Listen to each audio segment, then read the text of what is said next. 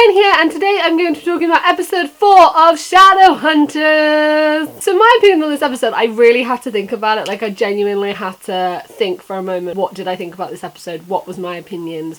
What did I feel? Because there was barely any book content. And when there's no book content, my opinion has to change slightly, because obviously I'm expecting what I think is going to happen, and then different things happen, so I have to kind of form a completely new opinion of what is actually gone down and whether or not I like it, whether or not I think it fits with the story. I'm not saying that adaptations are a bad thing, I'm just saying, like, yeah, it was different. I did like the episode. It wasn't one that I absolutely hated. There have been episodes that I disliked more. There have also been episodes that I liked more. I think it was good. It was slower and more built up, and it had a plot and like a point of the episode that worked, and it flowed, and the cinematography was amazing. It wasn't just like cutting from random scenes. It was like explaining what was happening, showing where everyone was, what was going on. Good editing decisions and good filming decisions that really made the show make sense. It showed people where they were. It had just some kind of additional shots that were in there that just really added into the story and just made it a much better thing, and just made it flow a lot better. Also made the pace a lot slower as well. It's not too slow, but it made the pace not too fast and not too throwing everything all in one go. It was actually well established and good, and had like a good plot and point to it, so I was really happy with that. Felt like I was watching something unfold rather than just loads of random scenes put together. I did like the episode. I'd give it like 5 out of 10? 5 out of 10. I think 5 out of 10, maybe 6. 5 or 6 out of 10. This video is going to be spoilery. That is it for the non-spoilery section, so if you've not seen episode 4 of Shadowhunters, then I would go away now, but other than that, let's chat. So, one of the first scenes that we get is the City of Bones, and I loved that. I loved the entire atmosphere of it. The Silent Brothers, I think they are really creepy looking. They have that kind of unsettling vibe about them, even though I know that, like, they're not, because I know one pretty well. So they've got that kind of vibe to them that people kind of have of the Silent Brothers, and they look really good. The makeup looks really good.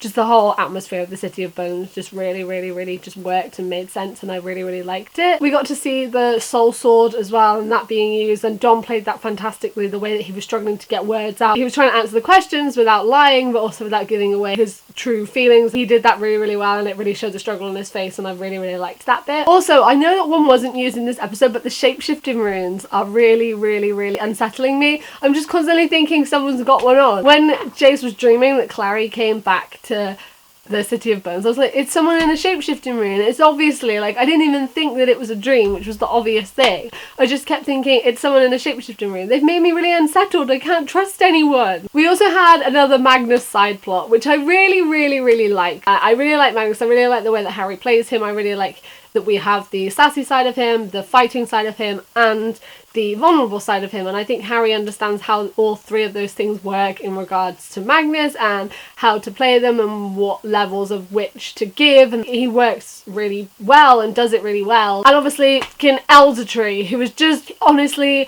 I hate that guy. He tortures Raphael because Camille has been basically terrorizing everything, and they think it's Raphael, and Raphael can't find her. And I really liked the fact that Raphael went to Magnus, and obviously then Simon came to Magnus. Raphael saying I had nowhere else to go, and Magnus talking to Camille about Raphael and Simon and saying that you sired loads of people and you don't care, but these downworlders I take in, they're my children. And I was like, oh Magnus, I want to give you a cuddle. And that was just a really nice moment, and it really showed kind of like Magnus's different thoughts on things, and different thoughts on having children, and just kind of let us into that little bit of him and that other little side of him, which really came across well. And Harry played that amazingly. Really loved the entire thing with Camille being able to track her down, and then he put her in the cage, and you could really see the struggle on his face with how much he hated to do it. They had this massive history, and he really didn't want to do it, but he knew that it was for the best, and he did the right thing. He played it in a way where he knew it was the right thing, but you could see on his face how much it was hurting him and how much he was struggling and trying not to let her get to him. Okay, so one of the main storylines in this is Jocelyn has been told she has to go to Idris because she was Valentine's ex-wife and all that kind of thing, and she has Clary to go with her, and I really like the fact that there's this constant thing between Clara's new life and her old life. And even though Idris wouldn't be like her old life, it would be going with her mum and just living her and her mum like it used to be. But then she's got this new life in the Institute with Alec and Jace and Isabel and Simon being a vampire and Magnus, and she's got this entirely new life that she still feels though she needs to be in. And that was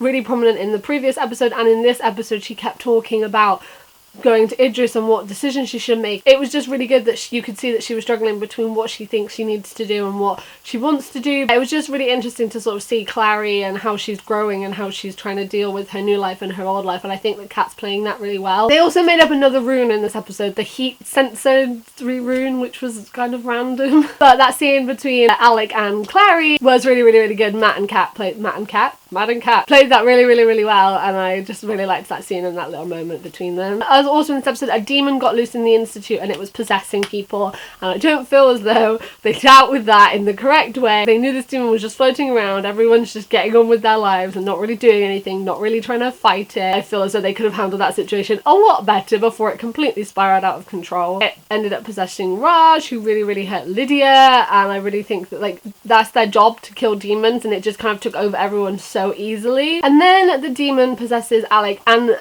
I really liked the scene when Clary comes out and we don't see Alec being possessed initially, but we just see him on the floor. He's got blood all over his hands and he just says, "What did I do?" The way that Matt played that was really good, and it really felt like he was confused and he was lost and he was disorientated, and you could really see on his face that he genuinely didn't know what was going on. And then Clary walks around this corner and Jocelyn's dead. They killed her. Jocelyn in the books is not my favourite character.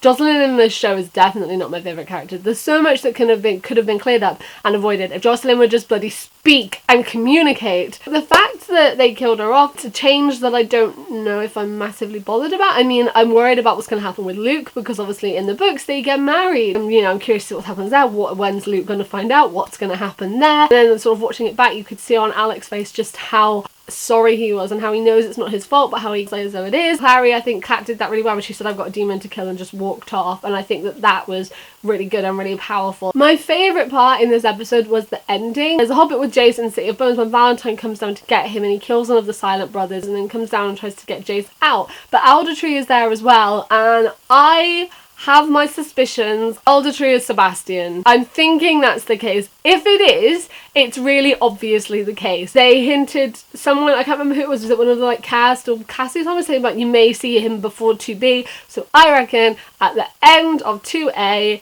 he's gonna change from Aldertree into Sebastian. The guy that plays Sebastian got announced yesterday because he did his first day of shooting yesterday, and he is British. I think he's gonna be British in the show. I know that obviously John puts on an accent, but I think he's gonna be British. So like Aldertree's going to turn into him. He knew things when Jace was having the soul sword that he shouldn't know about the Falcon, about Clary and Jace, and like loads of information that he shouldn't have known and would only have known if Valentine had told him. Like, he is dodgy AF.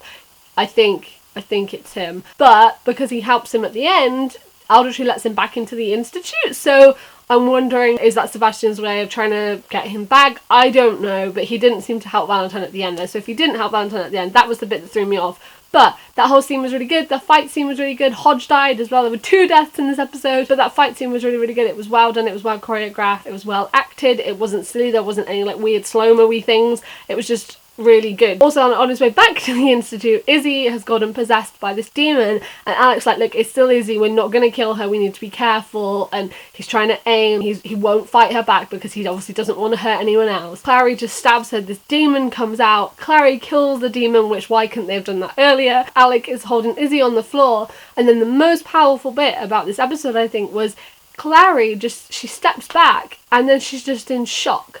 And she did what she wanted to do. She killed the demon that killed her mother.